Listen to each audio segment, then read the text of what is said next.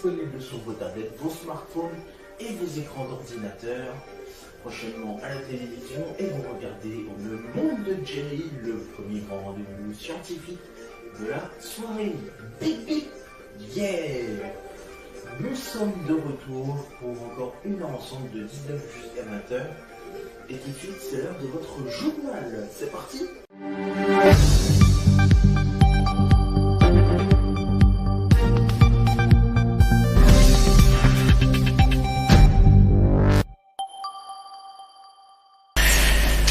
Madame, monsieur, bonsoir, bienvenue dans votre rendez-vous du 19h Info. Oui, je vous l'avais dit, j'ai pas fini ma boisson dans le 18h30 Coke Shake, mais j'en vais en profiter pour boire un coup.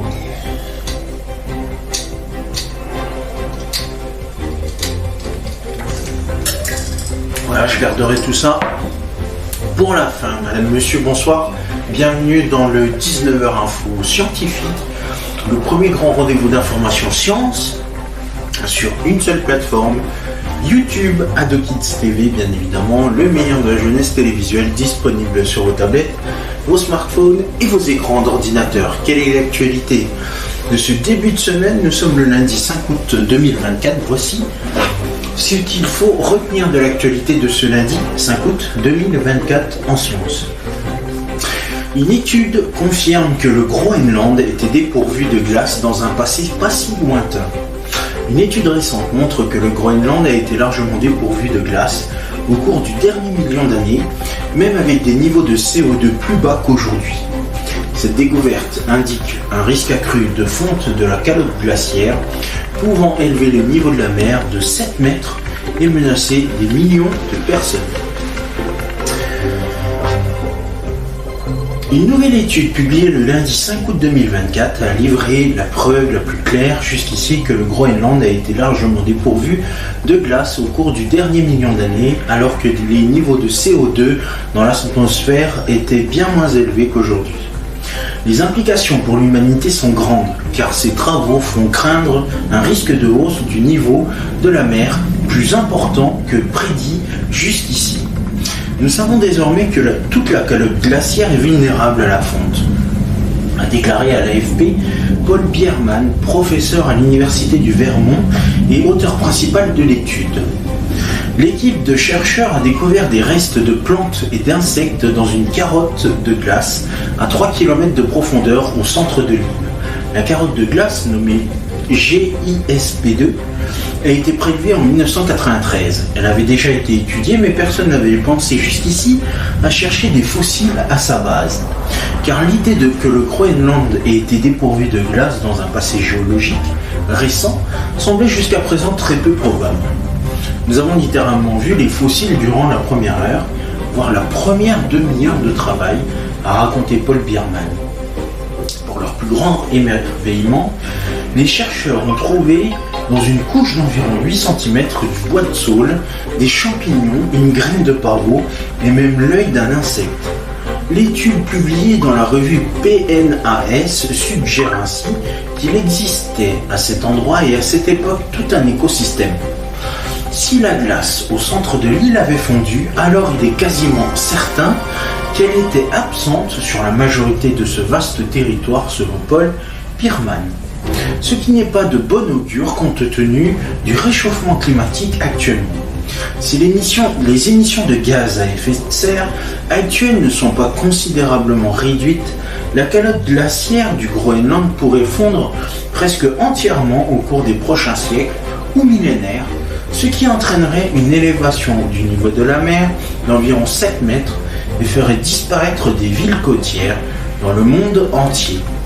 Des centaines de millions de personnes dans le monde vont perdre leur lieu de vie, a averti le chercheur.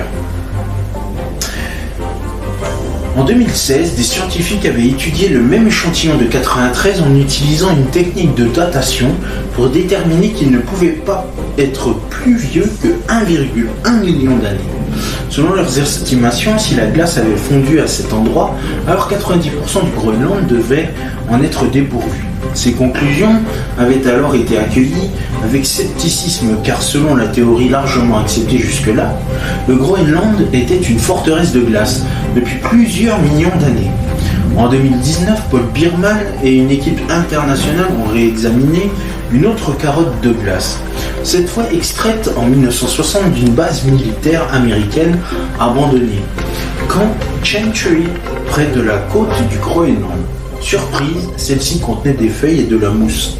Des techniques de datation avancées les ont aidés à évaluer que la disparition de la glace à cet endroit remontait à 416 000 ans. Cette découverte a poussé Paul Biermann à revenir à l'échantillon de 93 pour chercher des traces similaires. Ils ont finalement trouvé des preuves irréfutables de la fonte de la glace. Nous savons maintenant avec certitude que la glace a disparu non seulement à Camp Chantry, mais aussi au niveau de GISP2, au centre de la calotte glaciaire, a-t-il souligné. Ale Mastro, co-autrice de l'étude, a souligné l'importance de continuer à prélever des carottes glaciaires au Groenland, à la recherche d'organismes encore plus anciens dont la découverte pourrait avoir de lourdes implications sur l'avenir. C'est tellement évident une fois que vous savez que c'est là, mais si vous ne vous attendiez pas à ce que ce soit là, et que vous ne cherchiez pas ces minuscules petites taches sombres qui flottent un peu différemment, vous ne les auriez jamais vues. L'actualité, c'est aussi sur les réseaux sociaux, le business de l'infertilité cartonne. C'est vrai, on en a discuté on a déjà bien discuté hier, mais en tout cas, ça continue encore et encore. Tuberculose, fonds marins et intelligence artificielle, l'actu des sciences en ultra brève. Ah bah tiens, on va lire un petit peu ce qu'il y a dedans. En santé, un nouvel outil voit le jour pour détecter la tuberculose avec précision. Des chercheurs américains et anglais ont mis au point une méthode plus précise pour détecter la tuberculose grâce à l'utilisation d'un scanner, le PET scan. Ils ont pu réussir à détecter les bactéries exclusivement responsables de la maladie en créant un sucre qui, une fois absorbé et modifié par ces bactéries, est détectable par émission de radiation.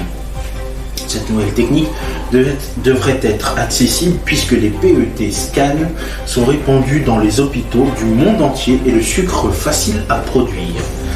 En mer et océan, l'exploitation minière des fonds marins aura-t-elle lieu ? L'autorité internationale des fonds marins, l'AIFM, qui représente 168 États membres, négocie un code minier pour fixer les règles d'une éventuelle exploitation industrielle des fonds marins. Ce code devrait être finalisé en 2025. Les fonds marins sont riches en métaux essentiels pour les industries et la transition énergétique. Les opposants à l'exploitation ont initié un dialogue au sein de l'AIFM sur la protection de ces milieux. Leur position est appuyée par une récente étude scientifique montrant que les nodules polymétalliques produisent de l'oxygène. Il y a urgence. Depuis un an, n'importe quel membre de l'AIFM associé à une entreprise minière peut proposer un contrat d'exploitation et malgré le manque de connaissances scientifiques de ces milieux abyssaux. En intelligence artificielle, pourquoi l'intelligence artificielle générative devient-elle efficace d'un coup ? Les chercheurs ont identifié un phénomène étrange après une longue période d'apprentissage infructueux. L'intelligence artificielle donne des résultats de qualité d'un coup. Ce phénomène nommé grokking n'est toujours pas compris par les scientifiques. Pour tenter d'en savoir plus, des modèles réduits des algorithmes, plus facilement observables, pourraient être prometteurs et donner des explications. En agriculture, les haies, les renouveaux des paysages ruraux. Et ça, on en a discuté il n'y a pas très longtemps. En espace, la France championne du ciel étoilé. Ça aussi, on en a discuté il n'y a pas très longtemps. En Irak, les fermiers innovent pour sauver la production de riz. Il a vu ses rizières autrefois luxuriantes se réduire ces dernières années sous l'effet d'une sécheresse persistante. Pour l'agriculteur irakien Muntazer Al-Choufi, le moment est venu de réagir en recourant à des semences plus résistantes et des techniques d'irrigation économes en eau. C'est la première fois que nous utilisons des techniques modernes qui nous consomment moins d'eau pour cultiver le riz, explique M. Choufi, en inspectant ces terres à Najaf, dans le centre de l'Irak. Il y a une énorme différence par rapport à l'inondation du champ, souligne ce quadragénaire, en référence à une méthode traditionnelle consistant à laisser la terre submergée de tout l'été de culture du riz. 4 années consécutives de sécheresse et de baisse des précipitations ont nui à sa production dans ce pays où il constitue avec le pain un aliment de base. Des arroseurs irriguent une rizière dans la province irakienne Nadjaf le 8 juillet 2024. L'Irak, qui se remet encore d'années de guerre et de chaos, est classé par l'ONU parmi les 5 pays les plus vulnérables au changement climatique au monde, frappé par la pénurie d'eau, les vagues de chaleur et le tarissement des rivières. Montazer Al-Joufi fait partie des fermiers qui reçoivent le soutien du ministère de l'Agriculture pour sauver la production locale. Chaque parcelle de terre. Les méthodes innovantes consistent à associer des semences de riz résistantes à des systèmes d'irrigation modernes. Sous le soleil brûlant et par une température frôlant les 50 degrés Celsius, M. Joufi marche dans son champ boueux d'1 hectare, s'arrêtant pour relancer des arroseurs défectueux épars. Maintenant, se réjouit-il, il suffit d'une seule personne pour ouvrir les arroseurs et l'eau atteint chaque parcelle de terre. Selon des experts, l'usage d'arroseurs et l'irrigation au goutte à goutte permettent de réduire de 70% la quantité d'eau requise par la pratique traditionnelle. À l'échelle du pays, celle-ci draine généralement entre 10 et 12 milliards de mètres cubes d'eau au cours d'une période de culture d'environ 5 mois. Selon le ministère de l'Agriculture, la superficie des rizières a diminué au cours des dernières années de sécheresse, passant de plus de 30 000 hectares à 5 000 en 2023. Les efforts pour relancer la production portent aussi sur l'usage des nouveaux types de semences, explique l'expert agricole Abdel Kazem Jawad Moussa.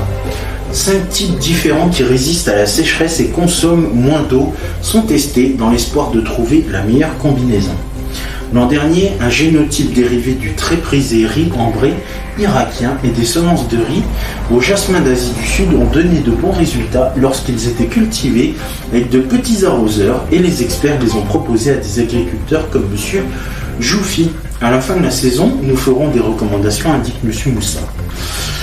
Outre la sécheresse, les autorités accusent les barrages en amont construits par les voisins de l'Irak, Iran et Turquie d'avoir considérablement réduit le niveau des eaux du Tigre et de l'Euphrate qui irriguent les pays depuis des millénaires. La pénurie d'eau a contraint de nombreux agriculteurs à abandonner leurs terrains et les autorités ont drastiquement réduit l'activité agricole pour assurer un approvisionnement suffisant en eau potable aux 43 millions d'Irakiens. En 2022, les autorités ont ainsi limité les superficies rizicoles à 1000 hectares à Nadjaf et dans la province méridionale de Diwania, des régions de culture du riz ambré. Récemment, les agriculteurs de Diwania ont exhorté le gouvernement à les autoriser à reprendre leur culture après 2 ans d'interruption. Mais malgré les pluies abondantes de cet hiver, les autorités n'ont autorisé la culture du riz que sur 30% de leurs terres. La dernière bonne année a été 2020, se souvient dans son champ de Diwania le fermier Fayez Al-Yassiri. Son cousin Bassem Yassiri n'est guère optimiste. Les pénuries d'eau ont mis fin à l'agriculture dans cette région, se désole-t-il. C'est pas gagné. La Grèce a connu son mois de juillet le plus chaud jamais enregistré. La moyenne de température entre 1960 et 2024 a augmenté de 2,5 degrés, a précisé l'observatoire sur son site. La Grèce a connu son mois de juillet le plus chaud jamais enregistré, et oui, après déjà un record en juin. La moyenne des températures entre 60 et 2024 a augmenté de 2,5 degrés, a précisé l'observatoire sur son site. Il a ajouté que les 3 mois de juillet les plus chauds des 80 dernières années ont été relevés ces 4 dernières années. Les températures en juillet ont dépassé de 0,3 degrés le record enregistré jusqu'ici en juillet 2012, a-t-il indiqué. Le pays qui accueille de nombreux touristes en été a été contraint de fermer partiellement le site de l'Acropole aux heures les plus chaudes de la journée et est confronté à des pénuries d'eau liées tant à la sécheresse qu'à une gestion défaillante. Le mois de juin a été le plus chaud depuis 1960 et caractérisé par des températures élevées pendant de nombreux jours, dépassant de loin les températures saisonnières normales dans l'ensemble du pays. Les scientifiques estiment que les changements climatiques rendent plus fréquents, plus longs et plus intenses les épisodes météorologiques extrêmes comme les vagues de chaleur. Lundi 22 juillet a été la journée la plus chaude enregistrée dans le monde depuis le début des relevés en 1940 avec une température moyenne mondiale de 17,15 degrés Celsius selon le réseau européen Copernicus, après déjà un record la veille de 17,09. Ça fait peut-être pas beaucoup, mais en tout cas c'est déjà pas mal. Tempête débit aux États-Unis, au moins 4 morts et des risques d'inondation catastrophiques. L'exploitation minière des fonds marins aura-t-elle lieu? Ses opposants viennent d'essuyer un revers à l'autorité internationale des fonds marins. On vient d'en discuter à l'instant. Royaume-Uni, les apiculteurs et les scientifiques ligués contre le miel frelaté. Les apiculteurs se plaignent d'une fraude conduisant à ajouter des sirops dans le miel, spécialement conçu pour tromper les contrôles. Ce miel modifié se vend ensuite bien moins cher que son équivalent naturel. Au Cambodge, le chantier d'un canal controversé sur le Mekong inauguré. Le futur canal d'environ 180 km doit permettre aux navires naviguant sur le Mekong de rejoindre le golfe de Thaïlande en évitant de passer par le Vietnam. En Croatie, les montagnes comme refuge pour touristes échaudés, bien évidemment. D'ailleurs, on va essayer d'en savoir plus. Ici, Trois-Lacs, la forêt de l'air à Fusine, à 20 minutes de route des plages du nord de l'Adriatique et leur chaleur écrasante, le tourisme croate commence une nouvelle page. Le lieu est sublime, le climat est génial, s'enthousiasme Gerald Bostwick, un visiteur américain venu se ressourcer après quelques jours en bord de mer à Split. Je préfère rester ici, assure ce retraité originaire de Denver, qui énumère les avantages. Il y a une douce brise, on dort bien, les températures sont plus douces. Dans cette région croate, à une soixantaine de kilomètres au sud-ouest de la capitale Zagreb, les forêts recouvrent plus de 60% du territoire. De quoi gagner le surnom de Suisse croate. L'économie locale dépend encore une grande partie du bois, le climat y est marqué par des hivers enneigés et des étés qui plafonnent à 30 degrés Celsius la journée et des nuits fraîches. Des barques au bord du lac, sur la côte c'est le contraire, le millier d'îles aux plages idylliques a connu déjà deux canicules depuis juin et des températures flirtant avec les 40 degrés Celsius le jour et retombant péniblement sous les 25 degrés Celsius la nuit. Même les bains de mer ne suffisent plus pour se rafraîchir. La température de l'eau a atteint dès mi-juillet 29 degrés dans le sud. Fusine fait donc figure d'alternative à seulement une trentaine de kilomètres de la ville balnéaire de Rijeka. Les voyageurs peuvent bronzer sur les plages puis se réfugier à l'ombre en montagne. Voilà un petit peu cette découverte, donc allez-y, profitez-en, un été, de vous y rendre. Voilà, c'est la fin de cette émission et de cette édition qui est très longue hein, parce qu'il y a eu beaucoup d'informations. Vous pouvez les retrouver bien évidemment sur nos réseaux sociaux et sur notre compte YouTube, bien évidemment sur la plateforme YouTube ADKidsTV. Commentez, likez, partagez et bien sûr abonnez-vous. Dans un instant, vous allez retrouver le 19h30 culinaire qui vous propose de réaliser une salade de saucisson. Vous allez découvrir tout ça, bien évidemment. Prochain rendez-vous avec l'actualité, demain 14h info avec les Jeux Olympiques de Paris 2024. Et ensuite, à 19h ici même, pour de nouvelles aventures dans l'info scientifique. Je vous souhaite une excellente soirée, je vous embrasse. Merci à vous, à demain, même lieu, même heure. Merci, salut.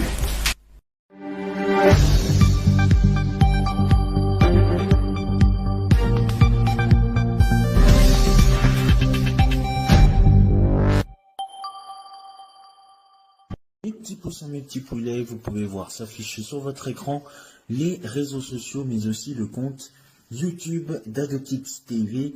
Commentez, likez sur Facebook et Instagram et abonnez-vous à la chaîne YouTube d'ADKidsTV. C'est la fin de cette édition 100% scientifique. Merci à vous de votre fidélité de nous avoir suivis. Tout de suite, vous allez retrouver votre rendez-vous culinaire consacré à la cuisine, bien évidemment. Une nouvelle recette de cuisine qu'on va vous proposer dans cette émission. Tous les épisodes sont à retrouver, et oui, tous les épisodes aujourd'hui, vous allez pouvoir retrouver dans quelques instants. Il y en a déjà 11 de disponibles maintenant. Et rendez-vous pour l'information et la grande partie scientifique demain. Et sinon, rendez-vous dans quelques instants avec notre top et notre tablier pour notre session cuisine. Je vous souhaite une excellente soirée en notre compagnie. Merci. Salut.